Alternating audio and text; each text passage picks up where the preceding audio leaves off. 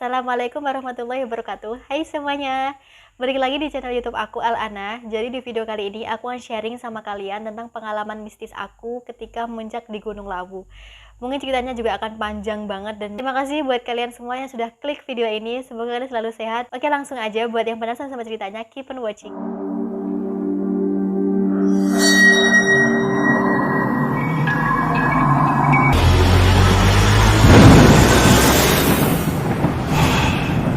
Sebelumnya aku mau disclaimer dulu. Jadi aku membuat video ini tidak ada maksud untuk menyinggung siapapun, dan ini video pure dari pengalaman aku pribadi. Jadi tidak ada maksud untuk menyinggung kelompok A atau kelompok B atau tempat A, tempat B, sama sekali nggak ada. Jadi ini pengalaman pribadi aku yang pure aku alamin dan aku ingin sharing ke kalian semua. Oke, langsung aja kita ke ceritanya. Sebelum lanjut ke videonya, aku mau ngucapin terima kasih banyak dulu untuk semua teman-teman aku yang udah ngizinin aku buat up cerita ini ke sosial media yang aku punya, yaitu YouTube ini. Sebenarnya pengalaman ini tuh udah terjadi udah lama banget, tahun 2020, dan aku berinisiatif untuk menceritakannya di channel YouTube ini supaya maksud aku itu ada yang bisa menjadikan pembelajaran atau pengalaman supaya tidak terjadi lagi. Bermula pada tanggal 25 September 2020. Mungkin nanti aku akan cantumin urutan-urutan kejadiannya di samping sini atau di samping sini bisa. Nanti aku akan cantumin semua urutan kejadiannya secara detail. Nah, jadi pertama ini bermula ketika tanggal 25 September tahun 2020. Saat itu aku dan keempat temanku ini, dan di antara keempat temanku ini semuanya laki-laki. Yang perempuan itu hanya aku sendiri. Jadi kita berlima niat untuk muncak di Gunung Lawu. Sebelumnya kita nggak ada rencana sama sekali untuk muncak di Gunung Lawu. Jadi rencana kita awal itu pengen muncak tapi nggak tahu di gunung apa gitu kan. Terus setelah kita semuanya kumpul, akhirnya kita memutuskan untuk fix, oke deh nih fix kita muncak di Gunung Lawu gitu kan. Nah, akhirnya kita sepakat untuk berangkat. Jadi di sini aku akan membaca sedikit cuplikannya karena di sini aku juga ada catat tanggal-tanggalnya. Aku nggak hafal begitu detail tanggal-tanggalnya, jadi kalian jangan salah fokus jika aku lihat ke laptop aku ini. Jadi kita itu kayak kurang persiapan gitu, kurang prepare jauh-jauh hari, kayak mendadak gitu muncaknya jatuhnya. Akhirnya kita berinisiatif untuk menyewa peralatan muncak ketika sudah sampai di base camp Gunung Lawu. Nah, sebelumnya aku mau ceritain background aku dulu. Sebenarnya aku itu belum pernah sama sekali mendaki gunung yang tinggi banget guys. Aku baru mendaki gunung itu yang kayak perbukitan, kayak di sekitar kampus aku. Aku belum pernah sama sekali muncak di pegunungan yang ibu MDPL gitu, aku belum pernah sama sekali. Jadi ini pengalaman buat kalian juga. Sebelum kalian mau muncak ke gunung yang lebih tinggi atau yang paling tinggi, pastikan kalian juga udah berpengalaman dalam hal-hal muncak seperti di gunung-gunung yang sedang, belum terlalu tinggi seperti gunung-gunung yang akan didaki ketika mendaki serius, maksud aku gitu. Akhirnya bermodalkan niat dan tekad, kita berlima akhirnya berangkat dong. Dari rumah teman aku ini kita berangkat pukul 10.27 menit waktu Indonesia Barat. Jadi kita berangkat malam-malam banget, jam 10 lebih ya kan. Kita berangkat dari Kudus menuju ke Lawu atau lereng Lawu. Jadi rencananya kita itu akan mendaki dari via Ceto, Candi Ceto. Nah, di situ Karanganyar ya kan.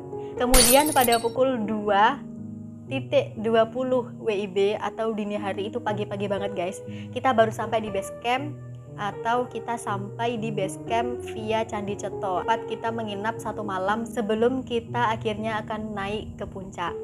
Nah, sesampainya di base camp, kita kemudian beristirahat dan berinisiatif untuk tidur sebentar karena kita sampai kan sudah malam banget ya. Dan kita berniat itu untuk melanjutkan perjalanan muncaknya itu mulai dari pagi. Startnya kita berniat untuk pagi hari karena kita berburu waktu juga, kita nggak mungkin lama-lama di sana ya kan. Pada pukul 6.59 menit, kami sarapan bersama di warung di dekat base camp yang kita inapin tadi malam itu. Di sini barulah kita mempersiapkan alat-alat apa yang harus kita bawa muncak nanti. Kemudian kita juga mempersiapkan bekal-bekal apa yang akan kita bawa, dan sekaligus kita juga menyewa guide. Ya, guide. Kenapa? Karena sebelumnya kita belum pernah ada yang muncak di Gunung Lawu, dan ini pengalaman pertama kita. Jadi kita disarankan untuk menyewa guide supaya lebih aman, intinya begitu. Berangkat itu 6 orang termasuk guide kita. Nah, buat guide yang udah membantu kita waktu itu, terima kasih banyak ya. Mudah-mudahan bapaknya menonton. Nanti aku bakal cantumin foto bapaknya di atas sini. Kemudian pada pukul 8.03 WIB Kami berangkat dari base camp dan sudah ditunggu oleh guide di pintu masuk Lawu. Nah, jadi kita berangkat itu dari base camp setelah sarapan tadi pukul 8 lebih sedikit ya guys, lebih 3 menit aja.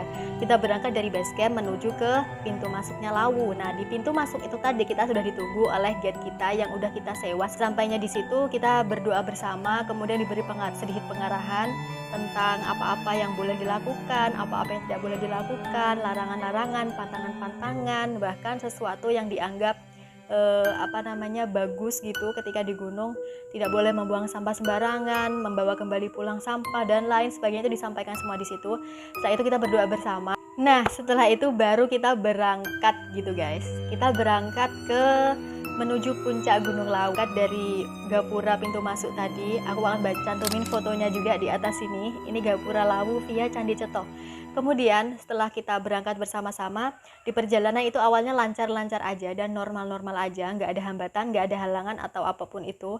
Nah, kita tuh saling bertegur sapa sama pendaki yang lain. Dan aku yang paling senengnya lagi ketika muncak itu, kita kenal atau nggak kenal semuanya saling sapa dan semuanya saling semangatin. Kayak kita ketemu di jalan gitu ya. Maksudnya kita papasan nih muncak. Di jalan itu kita ketemu kan. Itu tuh ada mereka itu kayak dengan ramahnya gitu saling sapa, mari mas, mari mbak, kayak gitu-gitu. Padahal kita nggak kenal sama sekali loh ya, berbeda-beda wilayah, daerah, tapi di sana kita bisa saling berbaur, saling bersaudara. Itu respect banget sama semua pendaki di seluruh Indonesia ini. Tiap kali ada yang mengeluhkan capek, itu guide kita buru-buru bilang istirahat dulu, kita nggak usah lanjut kalau capek, yang penting istirahat dulu, minum-minum dulu, jangan dipaksa. Kemudian lanjut pukul 09.30 menit 09.30 menit masih pagi hari ya kan. Kejadian yang tidak diinginkan ini terjadi guys. Kejadian ini bermula ketika salah satu dari teman aku ini, dia laki-laki, dia itu mengeluh pusing awalnya. Dia mengeluh kepalanya itu sakit dan dia ingin beristirahat sejenak gitu. Kita melipirlah sebentar, kita istirahat dulu, kita minum-minum dulu, dan setelah kita istirahat tadi, kita melanjutkan perjalanan lagi ya kan. Setelah melanjutkan perjalanan tadi, udah setengah perjalanan nih, udah memasuki kawasan yang kayak mau hutan tapi masih ada perkebunannya juga. Nah, disitulah teman aku ini mulai istilahnya terjadi hal-hal yang gak diinginkan. Dia sebelumnya itu mengeluh kepalanya pusing, kemudian di awal dia masih memaksakan untuk terus berjalan karena dia nggak mau kan terlalu banyak berhenti gitu mungkin ya. Terus semakin naik kok ini dia semakin hilang kesadaran, terus kayak katanya pandangannya itu berkunang-kunang, kepalanya kayak berat gitu. Nah, akhirnya disitulah puncaknya terjadi. Dia benar-benar tepat, ini kita sampai di depan sumber mata air pertama di pendakian Lawu via Ceto itu. Temen aku ini udah hilang kesadaran banget dan dia udah mulai kejang-kejang. Dia mutah-mutah, kepalanya katanya udah pening banget, gak karuan. Pokoknya yang dia rasain udah gak karuan banget yang terjadi.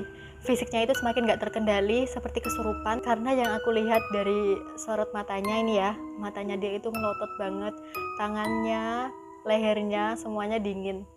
Dan di situ guide kami ini mencoba beberapa kali untuk mengatasi, seperti berkali-kali tangannya itu dikibas-kibaskan gitu kayak ke atas gini ya. Mungkin kayak mengusir sesuatu yang dilihat oleh guide kami ini. Di sini memegangi tangannya, kakinya, kepalanya. Khawatir dia itu bisa lepas gitu karena sangat kuat. Maksudnya dia ngotot banget gitu kan, kayak mau lari atau mau kemana nggak tahu. Pokoknya tuh kayak kuat banget. Jadi kita berusaha untuk megangin dia supaya nggak napa gitu maksud kami. Pal gini kuat banget sampai kita mau buka nih supaya ini benar-benar kayak gini nggak bisa dibuka. Dia tuh susah banget untuk diginiin, tuh susah banget parah. Dan dari situ yang kulihat dari guide kami tadi membacakan seperti doa-doa atau semacamnya, kemudian ditiupkan ke air minum yang dibawa tadi, kemudian diminumkan teman aku ini. Dan semenjak itu keadaannya mulai membaikkan dan ini sekujur tubuhnya udah membaik, udah nggak terlalu dingin seperti tadi. Meskipun masih belum sepenuhnya baik atau sepenuhnya sadar, ini belum guys. Kejadian itu guide kami tadi bertanya bagaimana ini perjalanannya, mau dilanjut atau enggak gitu kan. Terus di antara kami ini melongo dulu kayak saling pandang gitu, ragu gitu kan, kayak mau bilang lanjut tapi takutnya nanti teman kami ada yang udah nggak kuat gitu. Kalau kita mau bilang nggak lanjut tapi takutnya juga teman kami yang ini tadi pengen lanjut gitu kan, jadi serba salahnya kita diam-diaman dulu. Pesan yang ditanya itu yang gimana mas, ini mau dilanjut atau enggak gitu kan. Akhirnya dia jawab, udah deh mas, gak usah, kita turun aja. Nah dia bilang gitu, jadi kami lega semuanya, yakin untuk turun, tidak melanjutkan perjalanan ke puncak. Jadi itu tadi pengalaman mistis aku guys. Pada pukul 09.58 menit kita berhenti di Candi Ketek ya, Candi Ketek guys.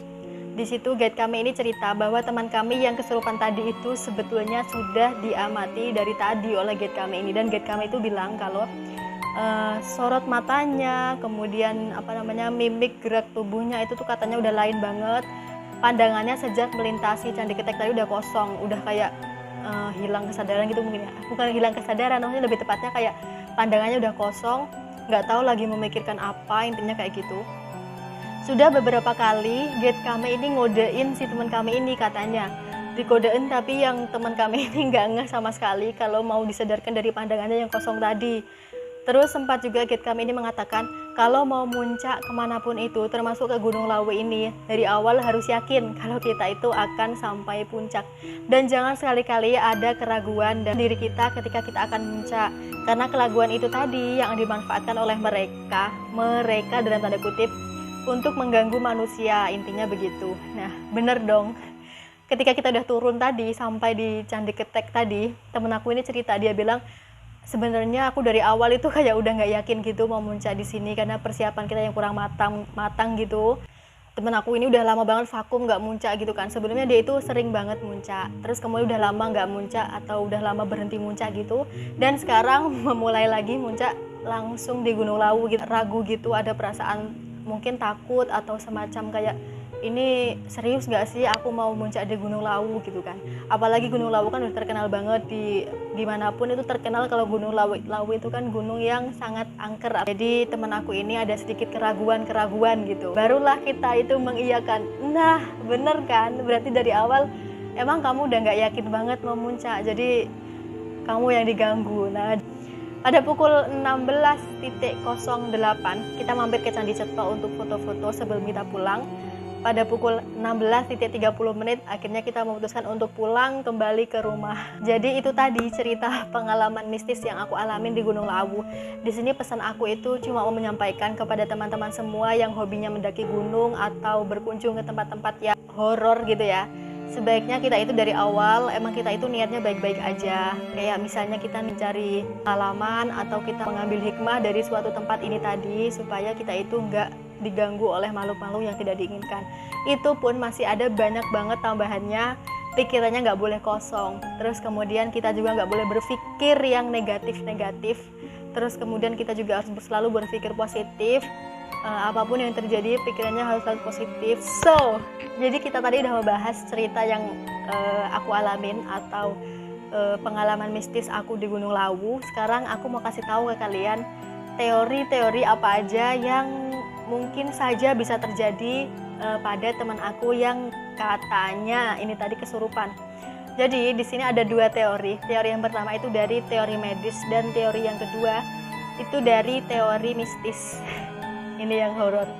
Oke, lanjut ke teori yang pertama.